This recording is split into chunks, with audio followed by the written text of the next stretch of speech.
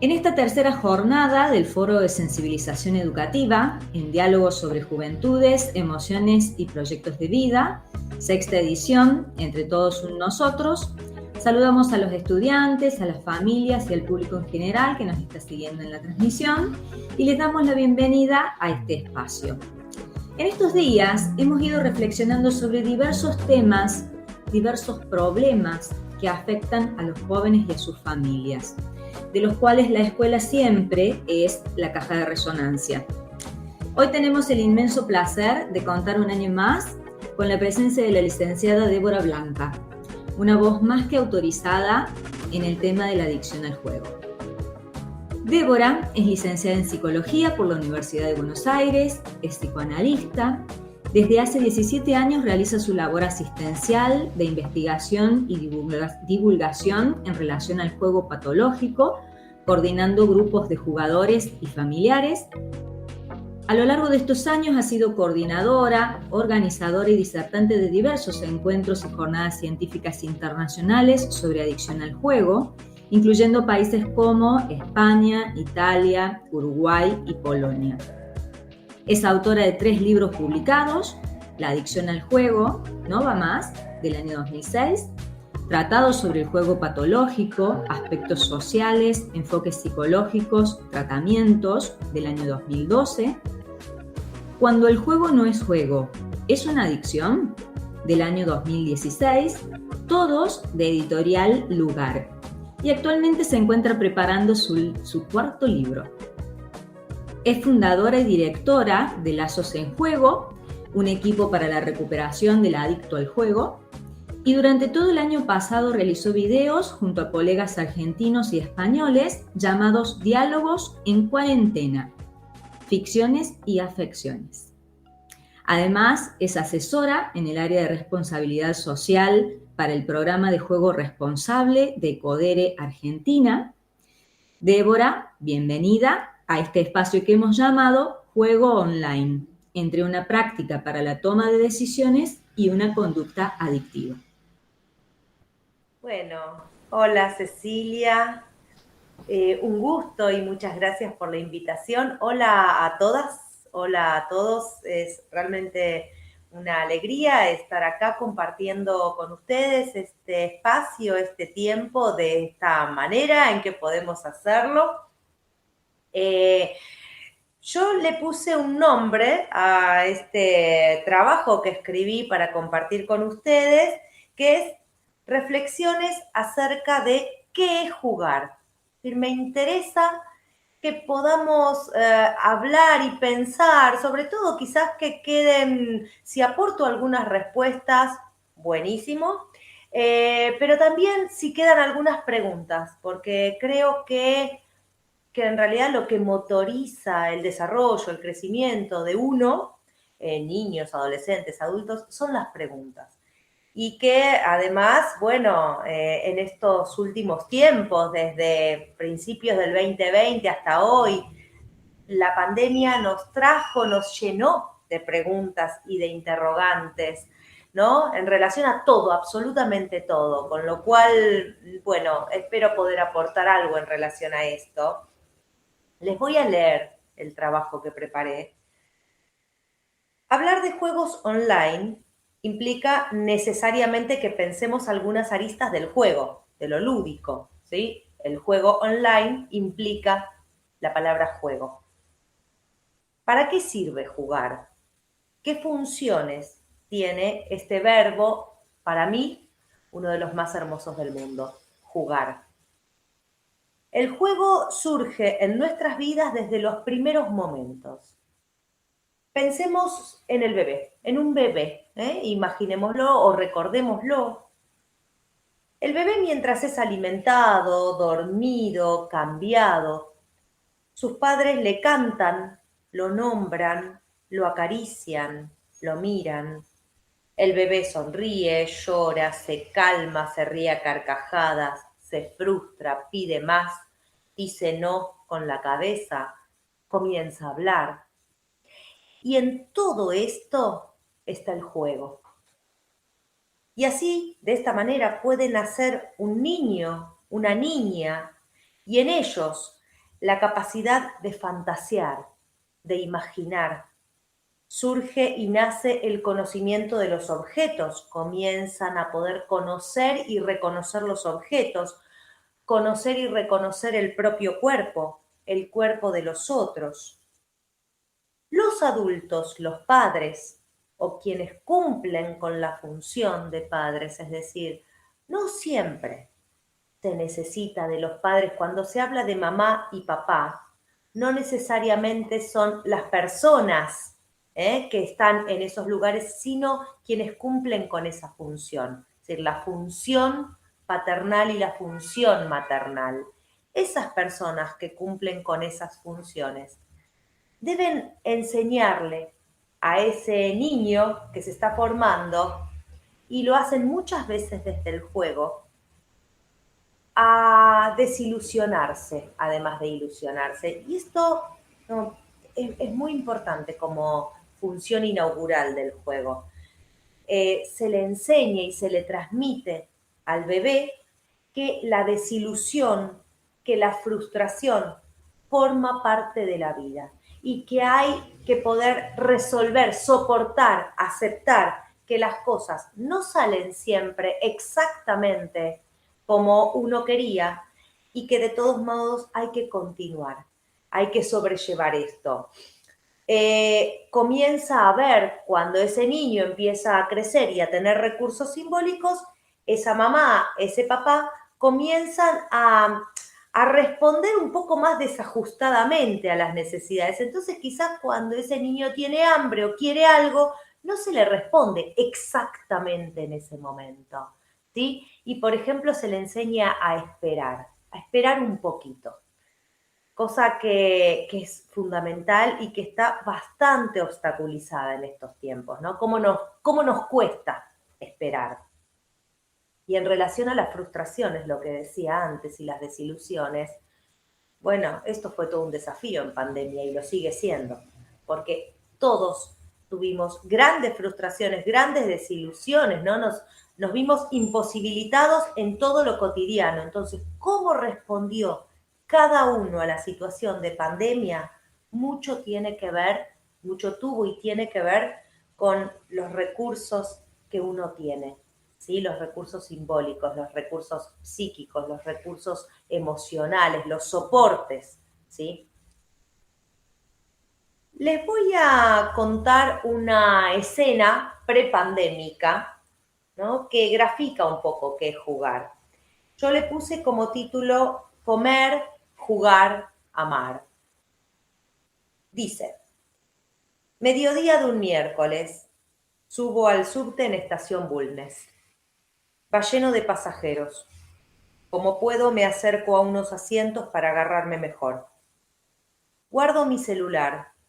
Últimamente lo hago en la calle. Me pongo cerquita de una mamá con su hija, de no más de 3 años. Ellas van sentadas. La niña, a su vez, lleva sentado a UPA un osito, su osito. La mamá, sin celular a la vista, abre su cartera y saca un paquetito envuelto en papel de aluminio. Lo abre con movimientos de maga y hace aparecer una porción de bizcochuelo. Le ofrece a su hija un pedacito, ella lo agarra con alegría, le da un mordisquito mirando a su oso, así que mientras mastica le convida acercándoselo a la boca del peluche. Parece que el osito muerde porque la niña se pone muy contenta y mientras mastica otro pedacito le pide más a su mamá. Esta abre nuevamente el papel aluminio y responde a su pedido con una sonrisa, diciéndole además que no tire miguitas. La nena vuelve a darle un bocadito a su oso, recomendándole también lo de las miguitas. Mientras ella mastica ese sabroso bizcochuelo, levanta la vista y me descubre mirándola. Le sonrío y la mamá lo hace luego conmigo. Todo transcurre sin celulares a la vista.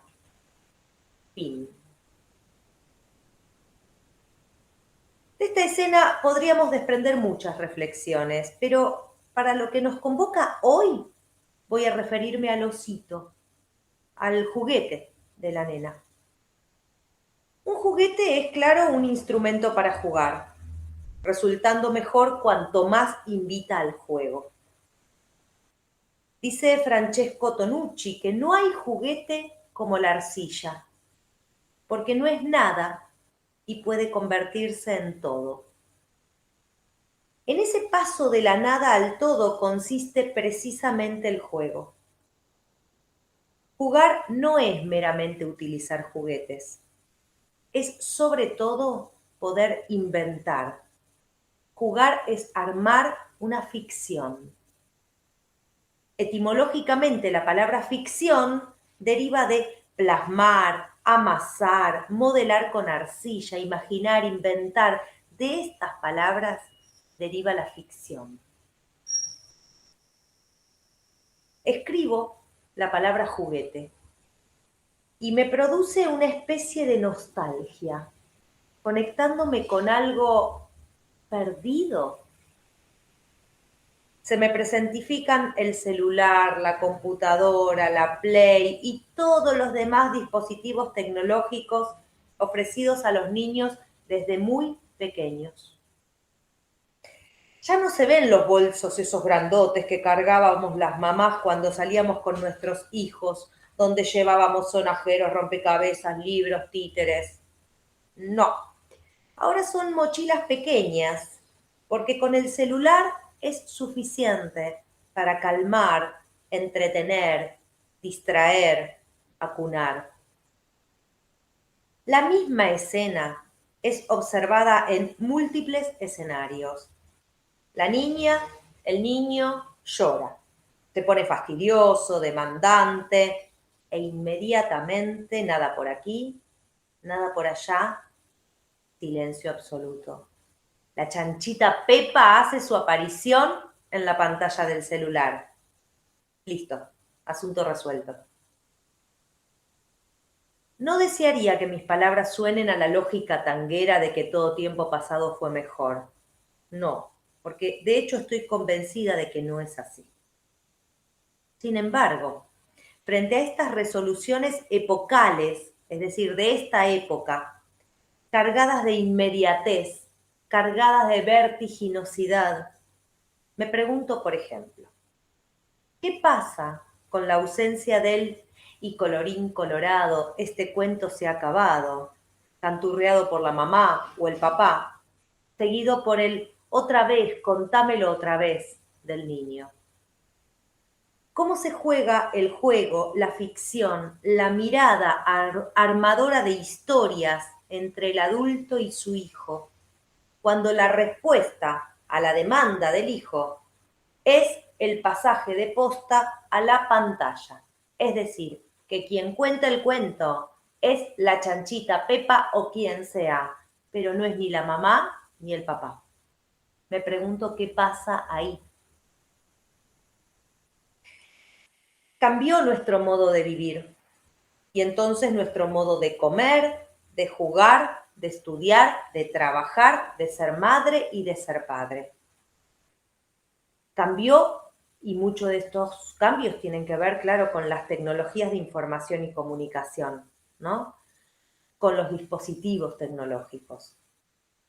Y mucho de esto lo que nos trae es una vivencia distinta de la temporalidad. Es decir, el tiempo cambió en nuestras vidas, cómo sentimos el cuerpo, cómo vivenciamos el cuerpo y el tiempo. No hay tiempo, no hay tiempo. Corremos, no hay pausas, debemos ser concisos, ir al grano. Y si no, ¿sabés qué? Metele velocidad 2 al audio de WhatsApp. ¿No es maravilloso? Estas invenciones que cada vez, ¿no? ¿Qué es esto de meterle velocidad? A mí me impresionan mucho estas invenciones realmente, ¿no? De que si no soportamos el ritmo del otro, porque estamos corriendo, porque tenemos que escuchar rápido el audio, Bueno, le aumentamos la velocidad. Y el otro habla a una velocidad que a mí se me hace más tolerable. ¿Podemos darnos cuenta del aumento de la ansiedad y la tendencia al aburrimiento que estos fenómenos hacen surgir en nuestra cabeza? ¿Sí? La ansiedad y el aburrimiento. Las personas están aburridas. Hay toda una cuestión en este tiempo histórico con el aburrimiento. Cada vez se nos hace más difícil esperar sin sentir que estamos perdiendo el tiempo. ¿Para qué nos sirve el tiempo?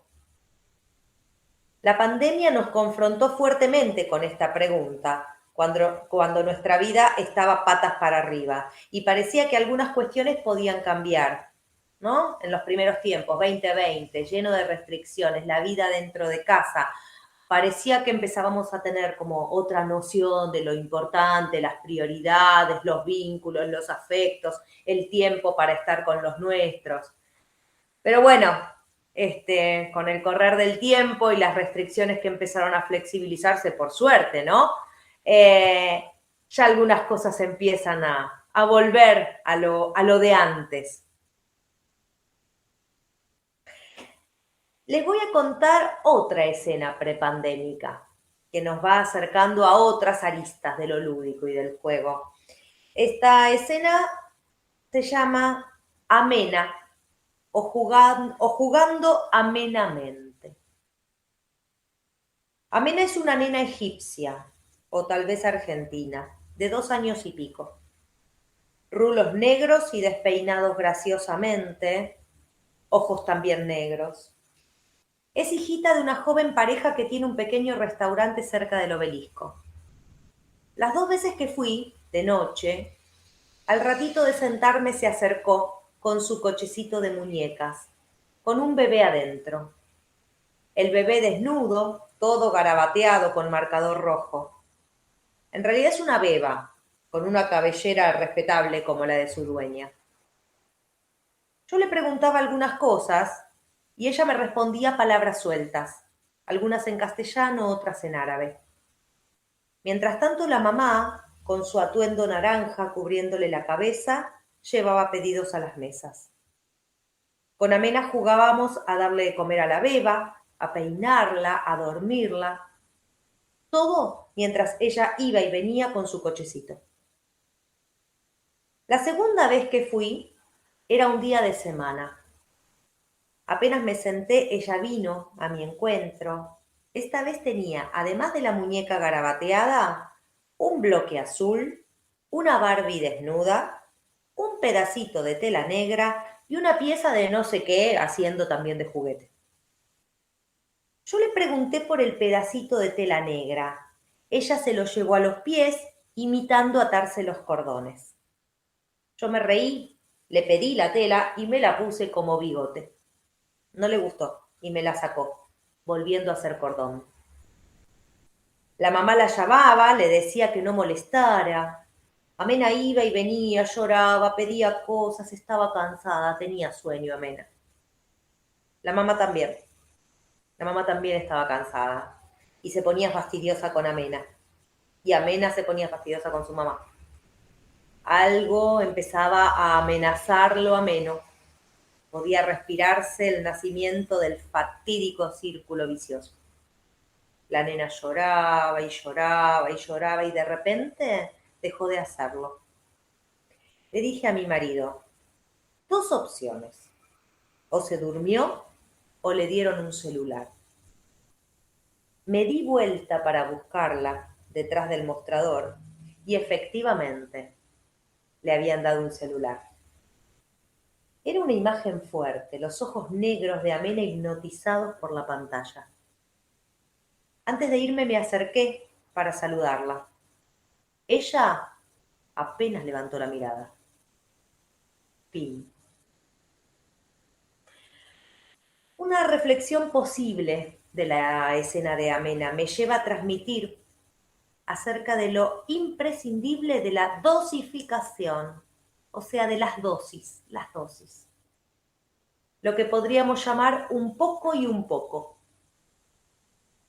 Ella jugó un poco como se jugaba antes y otro poco como se juega ahora.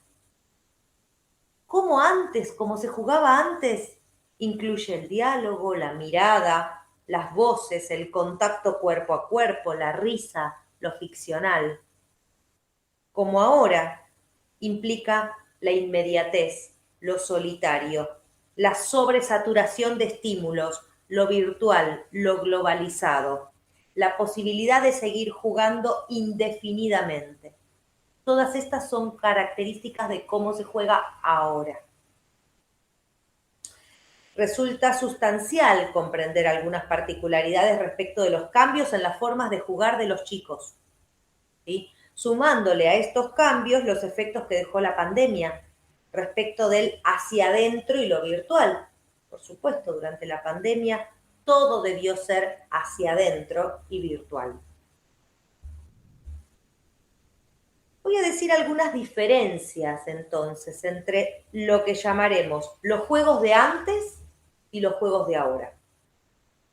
Los juegos de antes son sociales, desde lo presencial, estoy hablando de lo presencial, ¿sí? Son sociales, se juega con otros reales.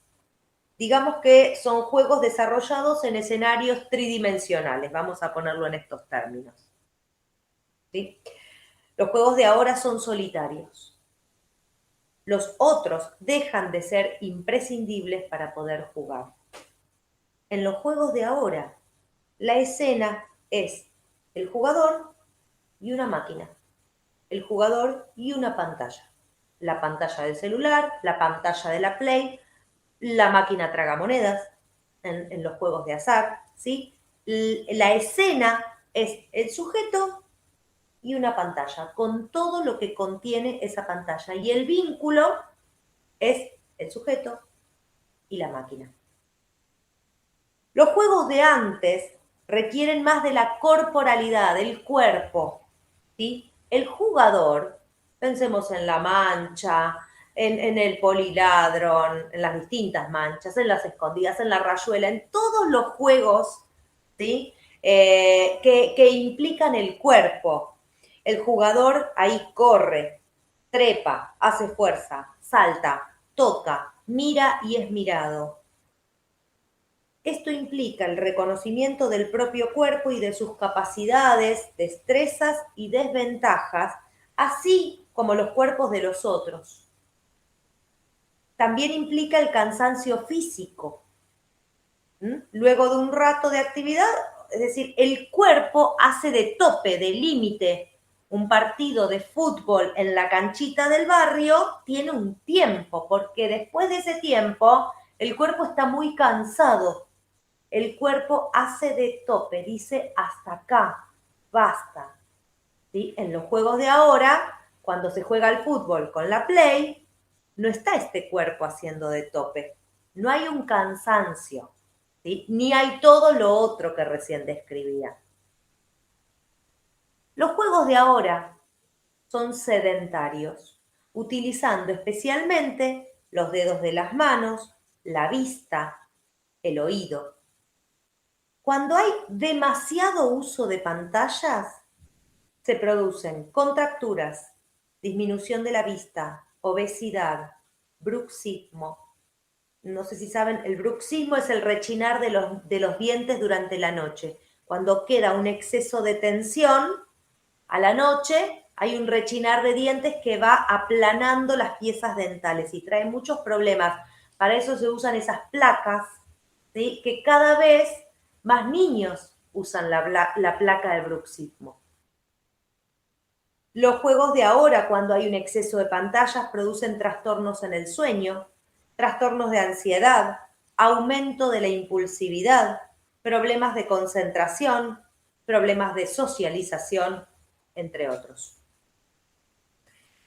En las grandes ciudades, ¿sí? Que tienen características como los problemas de inseguridad, los padres que trabajan muchas horas fuera de su casa, la disolución de la figura del vecino, no hay figura de vecino, las calles, el afuera, se transformaron en algo hostil, en algo amenazante y los chicos juegan adentro, no juegan afuera. La calle no es un escenario para jugar. Esto configura los juegos. Por ejemplo, en Capital, muchos niños no aprenden a andar en bicicleta porque no se puede andar en bicicleta en las veredas, ¿sí? Como hace algunas décadas atrás. Entonces, no se puede jugar en la calle. Todo se hace en ciertos circuitos o privados o circunscriptos a redes de seguridad, digamos. Y esto hace a la configuración de cómo se puede jugar y dónde se puede jugar. Por eso, la Play y los juegos online dan seguridad a los padres, porque los chicos están en las casas. No hay riesgo del tema de las casas como lugares seguros. Los juegos de antes eran lentos, requerían de un tiempo que los juegos de hoy anulan, aplastan, no conciben.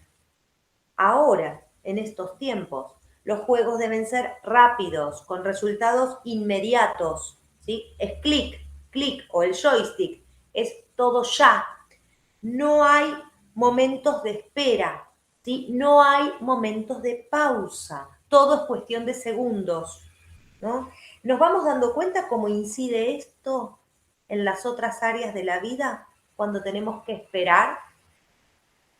Cuando tenemos que tener paciencia, cuando lo que necesitamos no lo conseguimos con cliquear un botón, sino que implica otra escena, implica otros. ¿Cuán adaptados están los chicos y los adolescentes? ¿Cuánto ayudamos los adultos para esta adaptación? ¿Sí? A las pausas, a los momentos de espera.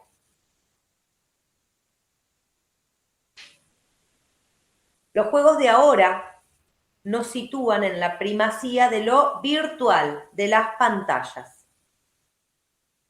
Hay un libro de hace varios años que se llama El psicoanálisis y la televisión, de un autor que se llama José Saobal, un autor argentino, que cuando yo me encontré con este texto me pareció interesante porque, claro, él habla de la televisión y del efecto que tenía en la cabeza de todos nosotros la televisión, ¿sí? Cuando empezó la tele.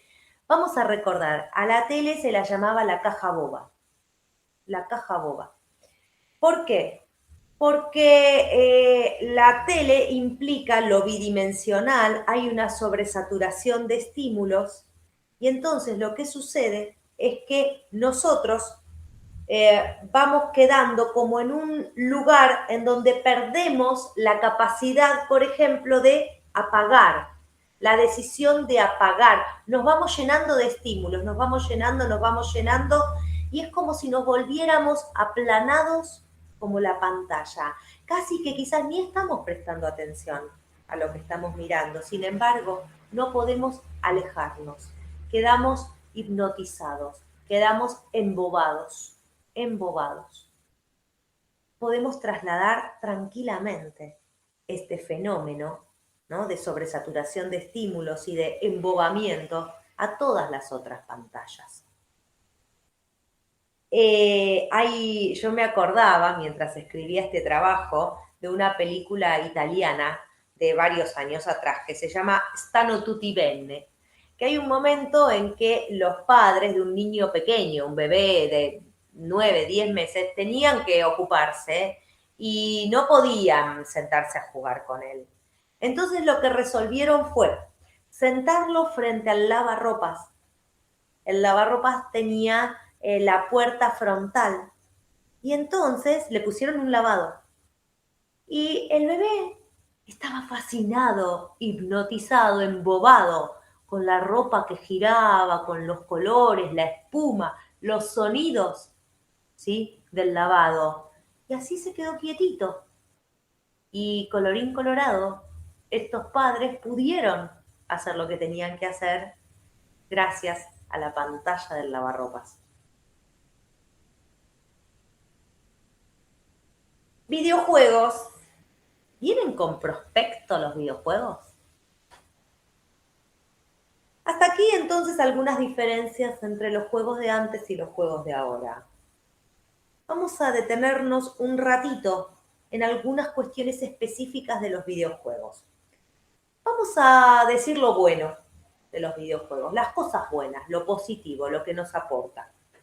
Bueno, los videojuegos permiten vivir aventuras, poner en práctica estrategias, aumentan la autoestima, la capacidad de superación y la confianza en sí mismos, en uno mismo.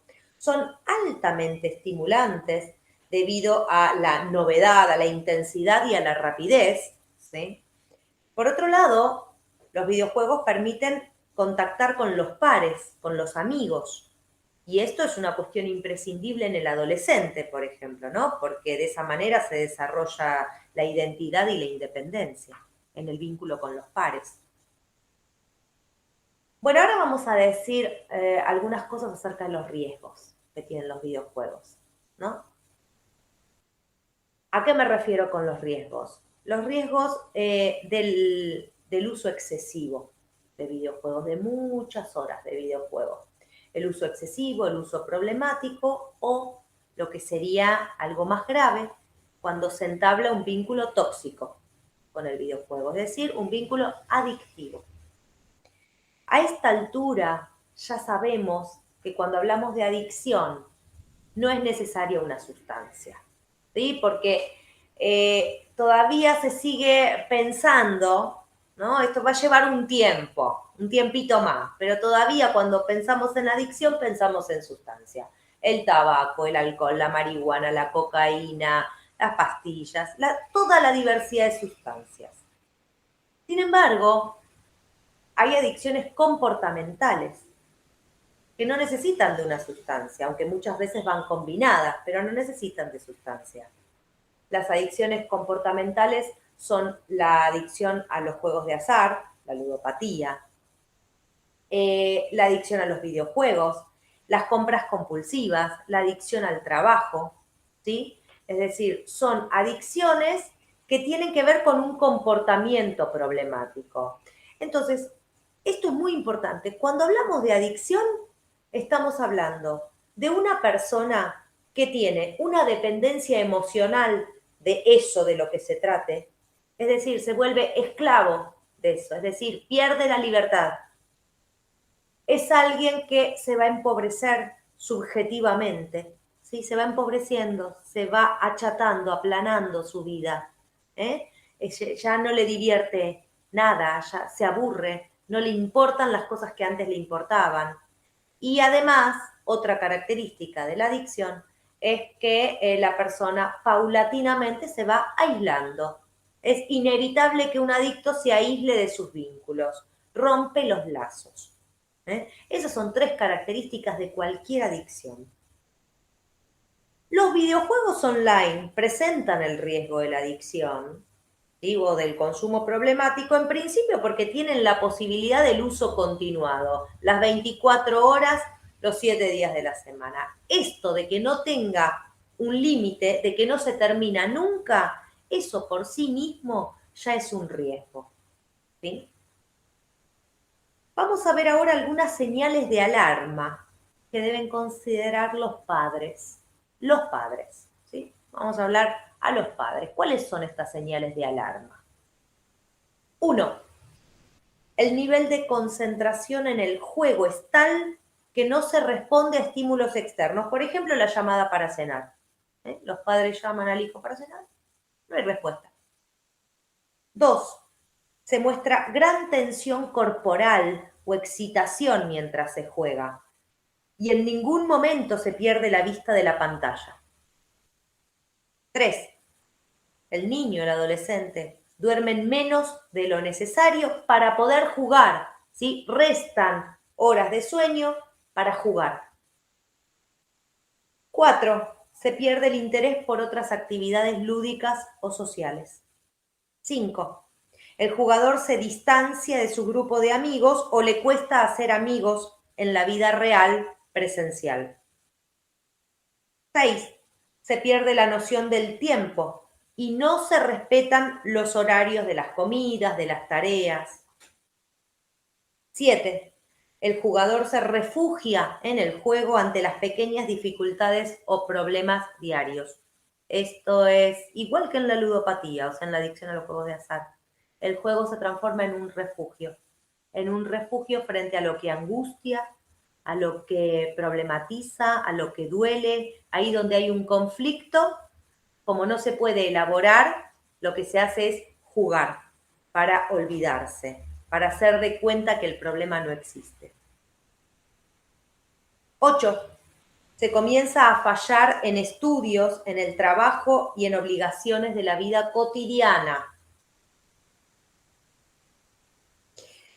Yo recién me estuve dirigiendo más a los padres, ¿no? En esos indicadores que están marcando que ahí, vamos a ponerlo en estos términos, ese chico, ese adolescente no está jugando.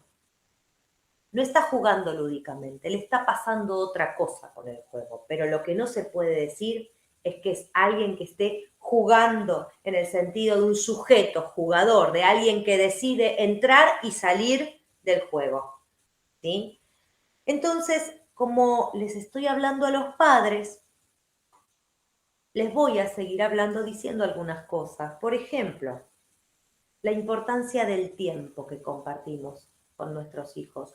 El tiempo que en los nuevos paradigmas de crianza, por ejemplo, claro, lo que apareció fue que es mucho más importante la calidad del tiempo que compartimos con nuestros hijos que la cantidad de horas. Lo cual, sí, claro, tiene muchos puntos de verdad. Ahora, no significa que no sea necesario algo de la cantidad del tiempo que pasamos con ellos. También es importante, ¿sí? El charlar mirándonos a los ojos. Vieron que antes yo planteaba esta cuestión como señal de alarma de cuando el pibe juega y no quita los ojos de la pantalla. Bueno, digo, los adultos sacamos los ojos de las pantallas. ¿Cómo volvemos a mirarnos a los ojos sin la mediación de las pantallas? ¿Nos vamos a atrever? ¿Nos atrevemos? ¿Podemos hacerlo? Porque muchas veces las pantallas no son traídas por los chicos, sino por los adultos. Yo hablo mucho de las cenas, de la cena, del momento de la cena, de la noche, ese tiempo compartido, porque por lo menos, bueno, acá en Capital suele ser el momento de encuentro de las familias, porque quizás al mediodía cada uno está con su actividad y entonces a la noche es el momento en que se comparte.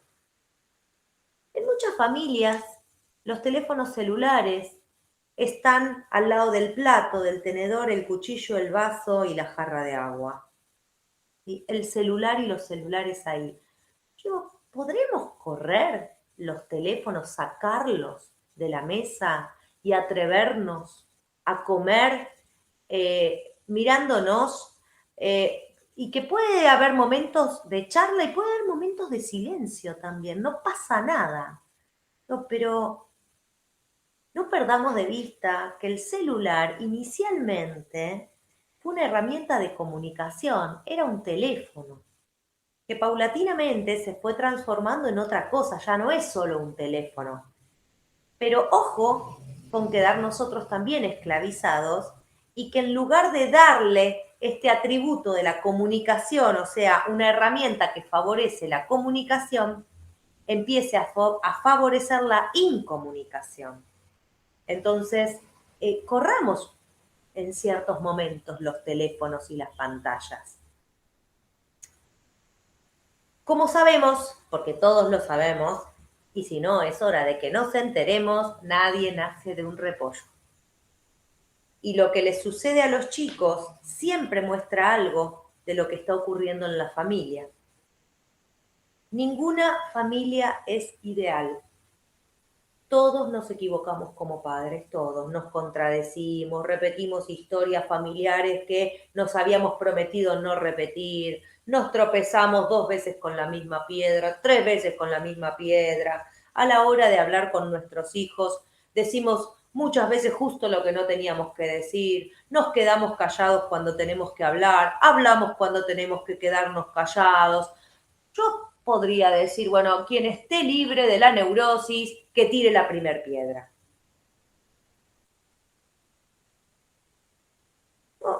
Esto es importante para sentirnos un poco menos culpables, ¿no? Ojo con los ideales a la hora de pensarnos como padres. Todos fallamos, todos. Ahora, dentro de estas fallas y de estas concepciones de padres, en estos nuevos paradigmas, hay un tema que es central, que es el de los límites. Los límites, los no. Los límites muestran a padres que pueden ejercer su función, que se hacen responsables de la función de padres y que dicen no cuando consideran que hay que decir que no. ¿Por qué? Porque eso puede dañar a ese hijo, lastimarlo, porque puede ser algo excesivo, porque puede ser algo inconveniente para su crecimiento, para su desarrollo. Los no. Los límites siempre tienen que ver con el cuidado, con el amor, con la ternura, ¿sí? Los no son imprescindibles. No los no caprichosos, el no del capricho, ¿no? Sino el no que viene por el lado del límite, de saber que eso le hace mal a nuestro hijo, ¿sí? Entonces ahí se dice no. Debemos tener claro que no somos amigos de nuestros hijos, no somos amigos, no somos cómplices, no somos pares. Es maravilloso compartir con nuestros hijos algunos temores, algunas certezas, frustraciones, inseguridades y logros, tanto de ellos como nuestros, ¿no? Porque esto se da, compartimos, tenemos unos diálogos maravillosos con nuestros hijos, diálogos que eran impensables hace 30, hace 40 años atrás. Pero eso no nos transforma ni en cómplices, ni en pares de nuestros hijos. Entre los padres y los hijos, como entre los docentes y los alumnos, hay un vínculo asimétrico, no es simétrico, no somos pares. Y esto no habla necesariamente ni de la falta de respeto, ni del atropello por los derechos, de ninguna manera, pero sí hay un vínculo de asimetría. Y si como padres a veces sentimos que no podemos con algunas cuestiones de nuestros hijos, no debemos sentirnos culpables. En todo caso, se trata de asumir nuestra responsabilidad y pedir ayuda profesional, que nunca, pero nunca pedir ayuda es un acto de debilidad. En todo caso, es un acto de humanidad. Me quiero despedir con un fragmento que elegí para leerles del maravilloso escritor uruguayo Eduardo Galeano, que tanto se lo extraña Galeano. En el libro de los abrazos tiene un relato que se llama Celebración de las contradicciones. Y ahí Galeano dice lo siguiente: de los miedos nacen los corajes y de las dudas las certezas. Los sueños anuncian otra realidad posible y los delirios otra razón. Al fin y al cabo, somos lo que hacemos para cambiar lo que somos. La identidad no es una pieza del museo quietecita en la vitrina. Escuchen lo que dice Galeano de la identidad, es decir, de quiénes somos. Dice que no es una pieza de un museo quietita, no somos siempre iguales ni lo mismo. No, la identidad es la asombrosa síntesis de las contradicciones nuestras de cada día. En esa fe fugitiva, creo, me resulta la única fe digna de confianza, por lo mucho que se parece al bicho humano. Jodido, pero sagrado. Débora, excelente, clarísima, como siempre. Te agradecemos mucho tus palabras, todo lo que nos has explicado. Hemos recibido algunas preguntitas que si tenés unos minutitos me gustaría hacerte. Referido a estos jóvenes que ya se encuentran en un círculo vicioso, que ya tienen una relación tóxica con el juego, ¿es posible que ellos salgan solos de esa situación? o siempre es necesario el apoyo profesional? Nunca se sale solo de un vínculo tóxico, de un vínculo adictivo. La verdad es que no hay manera, es una exigencia demasiado alta para alguien que está teniendo una adicción el salir solo. Lo que se puede lograr es la abstinencia por un tiempo, ¿sí? Es decir, que renuncien, que empiecen a jugar menos o que dejen de jugar haciendo mucho esfuerzo. Ahora, ¿qué pasa cuando se trata solo de la abstinencia? Que en cuanto surge en la vida de ellos alguna situación conflictiva, algo que los angustia, que los enoja, que los pone ansiosos, que les resulta un desafío, porque se enamoraron de alguien, o porque tienen que dar un examen, o porque tienen la primera entrevista de trabajo, o porque tuvieron una discusión fuerte con alguien, porque se desilusionaron, cualquier situación de estas de la vida, esas son situaciones típicas de recaídas. ¿Sí? Es decir, si se había mantenido la abstinencia hasta ahí, se vuelve a caer. Entonces, para poder salir de una situación que lastima, porque la adicción siempre lastima, ¿sí? Siempre daña y empobrece, es necesario que la persona piense qué le pasa, qué le está pasando y que lo piense con un profesional, que pueda hablar, que pueda contar qué es lo que le pasa, qué siente, qué es lo que no está pudiendo lograr, a qué le tiene miedo, qué es lo que lo frustra, si no está pudiendo confrontar a sus padres, porque claro, el tema de los videojuegos y de las pantallas y de los jóvenes, yo creo que son como nuevas configuraciones sintomáticas, digo, cuando en nuestra juventud no existían tantas pantallas, entonces los síntomas que armábamos en la adolescencia y en la primera juventud eran otros, porque no teníamos las pantallas para hacer síntomas con las pantallas, hacíamos síntomas con otras cosas,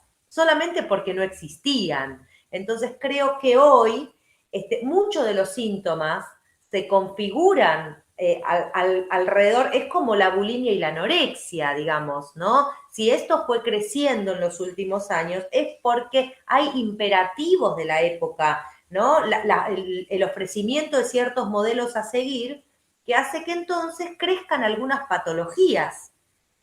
Con lo cual, me parece que lo que sí hay que diferenciar es cuando hay una adicción de cuando hay un exceso de juego. Por eso es importante ahí los padres.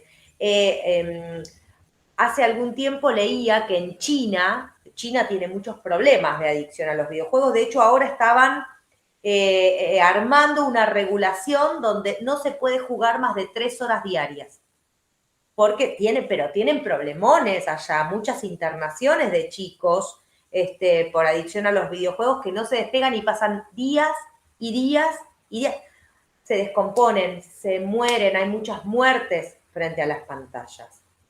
Entonces, decía, una cosa es cuando hay una adicción y lo que leía de China es una madre, el caso de una madre, que como el hijo no salía de la habitación para comer, ni para bañarse, ni para, ¿no? Para nada, ella empezó a llevarle la comida a la habitación, ¿sí? Para que coma, porque el hijo no salía para comer.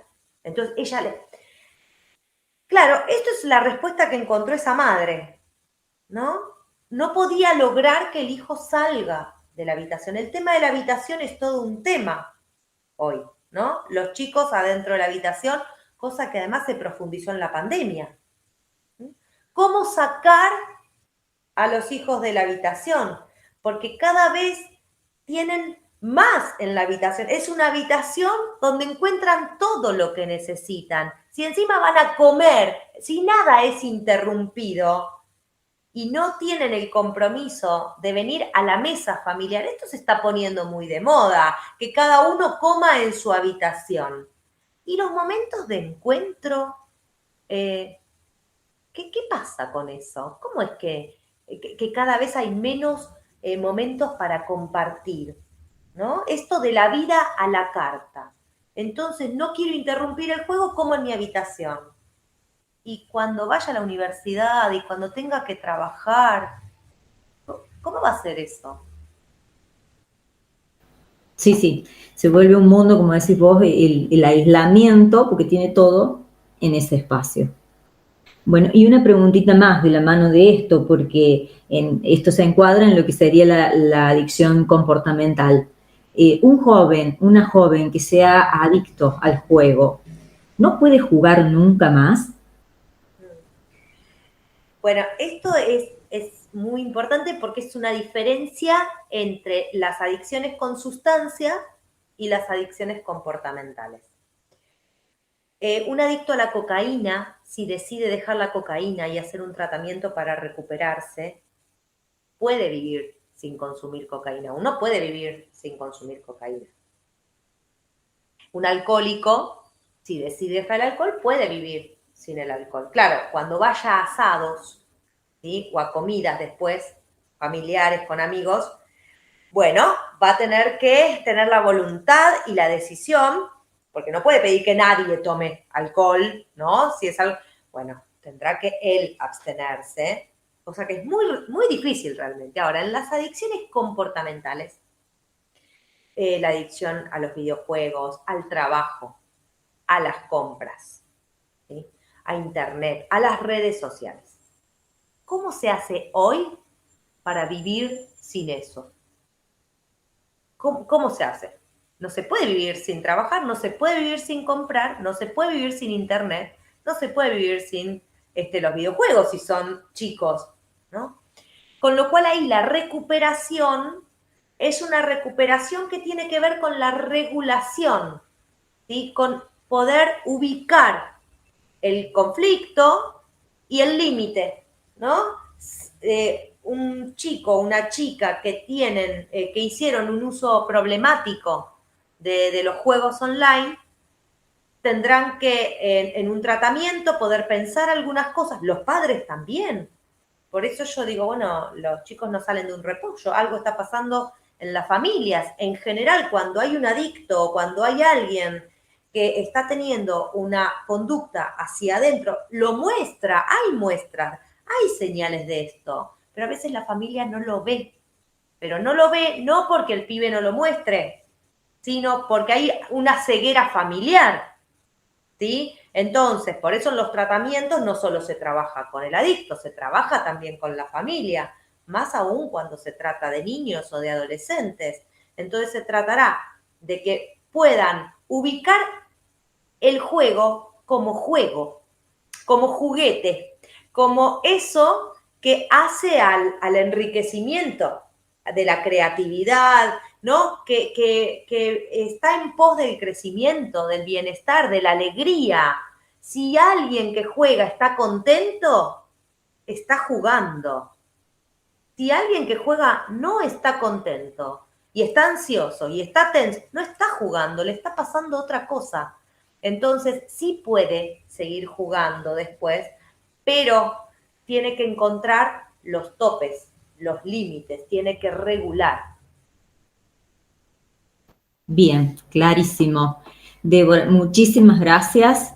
Invitamos al público a que la siga en las redes. Débora sube mucho material de todas sus reflexiones, de sus escritos, y todos ellos nos llevan a reflexionar y a repensarnos en la pandemia, en esta post-pandemia, en este contexto. Pensaba mientras vos hablabas, ¿cómo hace un chico para estudiar hoy sin internet? Si no aprende a recuperarse de eso, ni siquiera podría llegar a obtener un título secundario, ¿no? Así que qué importante la dosificación en ese sentido. Nuevamente, Débora, infinitas gracias, como siempre. Y bueno, sabes que el Anteriano y el Foro es tu casa, así que queda abierta la invitación para las próximas ediciones. Muchísimas gracias Cecilia. Gracias a todos por escucharme y bueno, para mí siempre un gusto poder aportarles algo y nunca tengamos miedo a los interrogantes y a las preguntas, no tenemos que saber todo, preguntémonos, preguntemos a otros, eso es lo que nos hace crecer, no tenemos por qué saber todo. Gracias, un saludo muy grande, saludos a la audiencia también.